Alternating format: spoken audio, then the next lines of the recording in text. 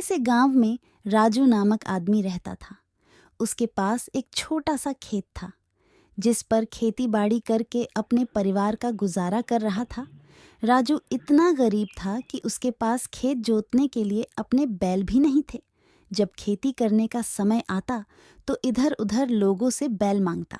भाई राजू, कितना समय हो गया है, तुमसे एक बैल का जोड़ा खरीदा नहीं गया। अब तू ही सोच, अब तेरे खेतों को जोड़ूं या अपने खेत देखूं? मुझे अभी नहीं चाहिए।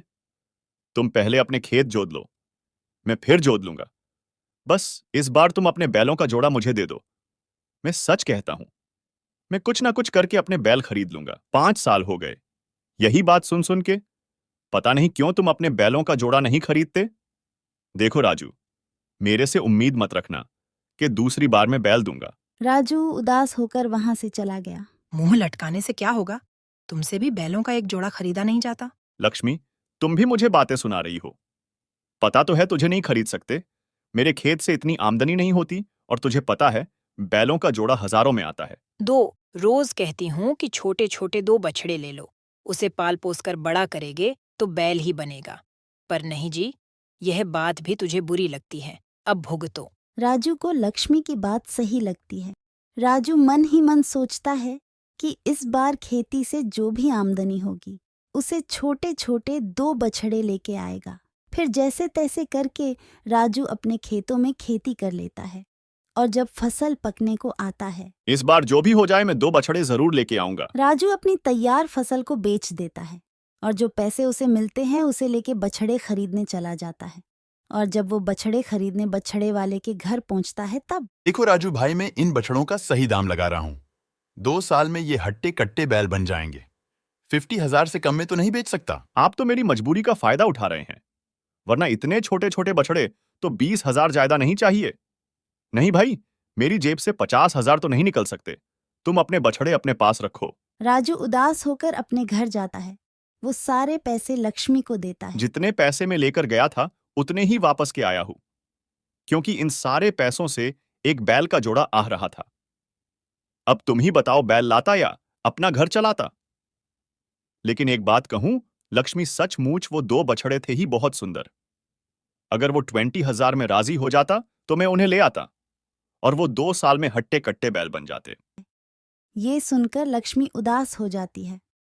लक्ष्मी पैसे उठाकर अलमारी में रख देती है और उधर उस आदमी को भी लगता है कि उसने पैसे ज्यादा बोल दिया है। अगर मैं दोनों बछड़े 20,000 में दे देता तो कुछ तो पैसे आते। ला भाई, 20,000 ला और ये दोनों बछड़े अपने पास रख। मैंने भी सोचा गरीब आदमी है, कहाँ से लाएगा इतने पैसे। तुम सच में बछड़े देने आए हो? अब मैं सुबह सुबह तेरे से मजाक करने तो आया नहीं हूँ, बछड़े भी साथ लाया हूँ। ला भाई, जल्दी से 20,000 पकड़ाओ और ये बछड़े पकड़। राजू लक्ष्मी से पैसे मांगता है। कितने प्यारे बछड़े हैं तुमसे, सच बोला था। ये तो सच में हीरे मोती की जोड़ी ही। एक का नाम हीरा और एक का मोती रखेंगे।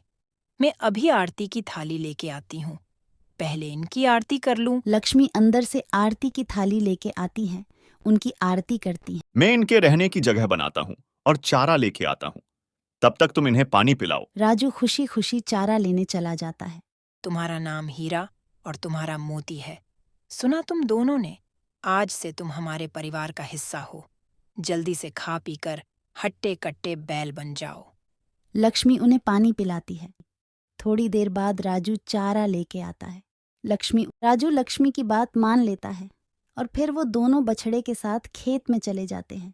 अरे ये किसने किया? मुझे क्या पता किसने किया, मैं भी घर पर ही था। उनका खेत जोदा हुआ था। राजू भागकर घर जाता है और नई फसल का बीज लेके खेत वापस आ जाता है।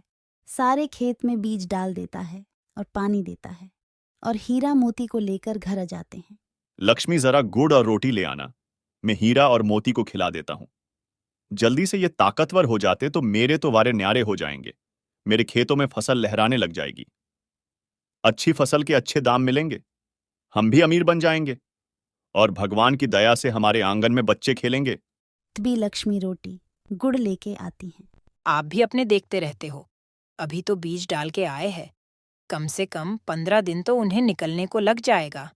फिर उनका देखभाल करेंगे। देखते देखते 4-5 महीने में फसल तैयार होगी। फिर राजू और लक्ष्मी उनको प्यार करते हैं और सो जाते हैं।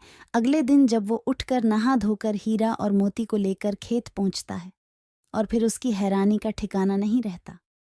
वहां पर हरी भरी फसल लहरा रही थी। वो इधर उधर देख रहा था। वो घुटनों के बल बैठ गया और रोने लगा। देखो मोती, ये कैसे रो रहा है। ये खुशी के आंसू है मोती। हम राजू को अपनी असलियत बता देते हैं। कहीं ऐसा ना हो कि खुशी देखकर इसे कुछ हो ना जाए। दोनों पति पत्नी बहुत अच्छे हैं। ठीक है, हम बता देते फिर हैं। वो दोनों सुंदर बैल बन जाते हैं। राजू को अपनी आंखों पर यकीन नहीं होता। तभी हीरा और मोती राजू को सब बता देते हैं। राजू उन्हें गले लगाता है और वो दोनों बैलों के साथ घर आ जाता है। तब लक्ष्मी हैरान रह जाती हीरा और मोती कहाँ है? तुमने बेच दिया क्या? है। लक्ष्मी उनका माथा छूकर देखती है।